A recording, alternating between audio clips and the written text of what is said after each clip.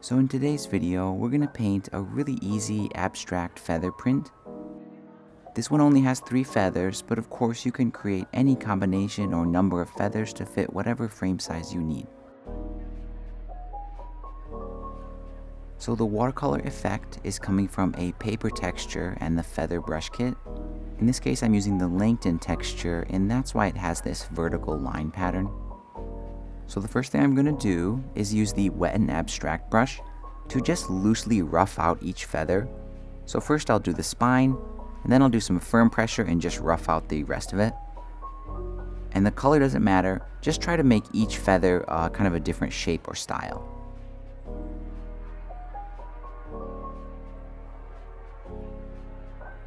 Next, I'm going to use the same brush, just a slightly darker version of that blue tone, and I'm going to do an interesting pattern on each one.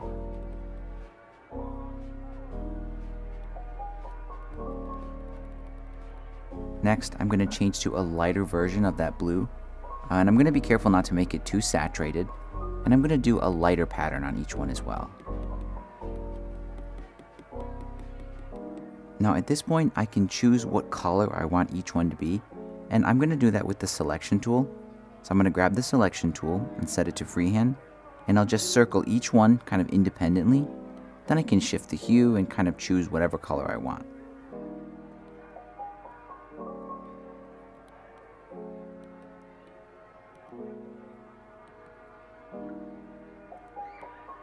Now each feather is going to have a kind of soft, downy texture at the base. So to do that, I'm going to change the brush to the plumage blender, and maybe around 30 or 40%. I'm going to carefully kind of fluff out the bottom here.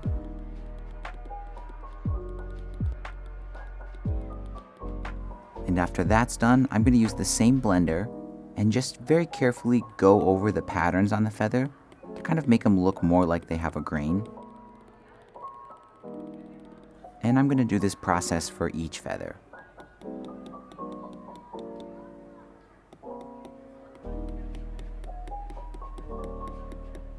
Next, I want each feather to sort of fade and lighten as it goes down, and I'm going to use the selection tool to do that, set to freehand, and I'll make a selection on the base of each feather like that. I'll feather it out a little bit, hue, saturation, and brightness, and I'm going to brighten it and then desaturate it. And you can see how that gives a kind of a fluffy effect down there, and I'm going to do this process for each feather.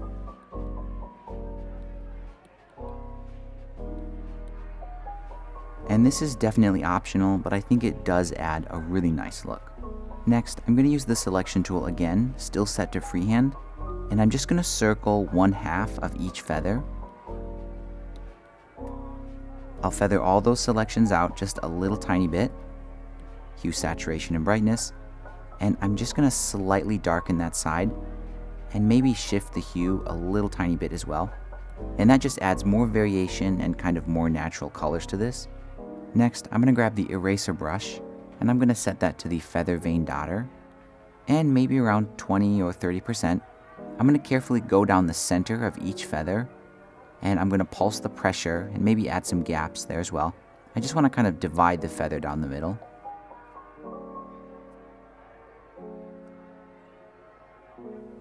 Next, I want to add some dark speckles to each feather, so I'm going to choose a pretty dark gray tone.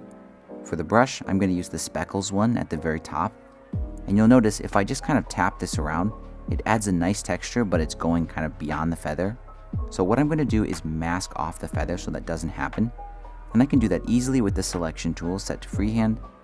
I'll loosely kind of go around each feather, and then I can use the speckles again, and you can see this time it's just limiting the speckles to the feather. And I'm going to do this process here to each feather, but I will do it in 2 different colors, so a dark one, then I'll do a second pass on a lighter tone.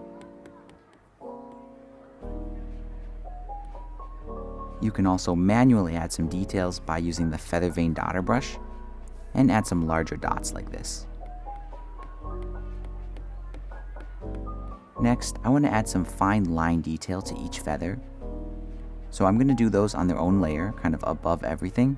For the color, I'll select pure black, and I'm going to use the feather vein dotter again, but at a slightly smaller size, and just very carefully, wherever I think it needs it, I'm going to add some lines like this.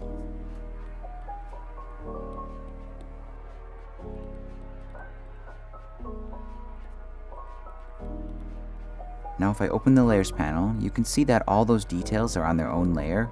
I'm going to change it to multiply, lower the opacity to 0, and then slowly raise it back up just until I can see a hint of those details. Then once I'm happy with that, I'm just going to tap it and merge it down just so everything is once again on its own layer. So now all the feathers are pretty much done. I just want to kind of bend and warp them so they look a little more natural. So I'm going to do that with the selection tool set to freehand. And I'm just going to circle one feather at a time. Then I can use the arrow tool set to warp, and I can bend and shape these to whatever kind of shape or angle I want.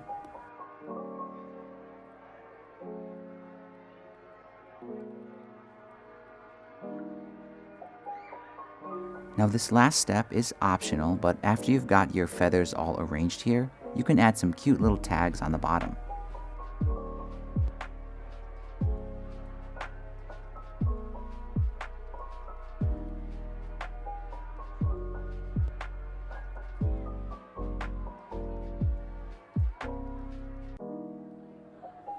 So to make the tags, I just did the thread here using the feather vein dotter brush. Then the tag itself, I roughly filled in using the wet and abstract brush. And then I just used the eraser to kind of cut it into that shape. And there we go, this simple abstract feather illustration is all done, and here's the final result.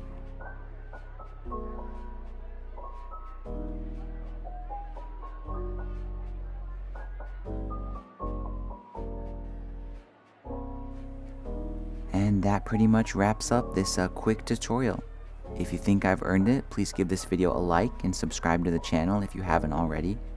Thanks again for your support, thanks for watching, and I'll see you in the next video.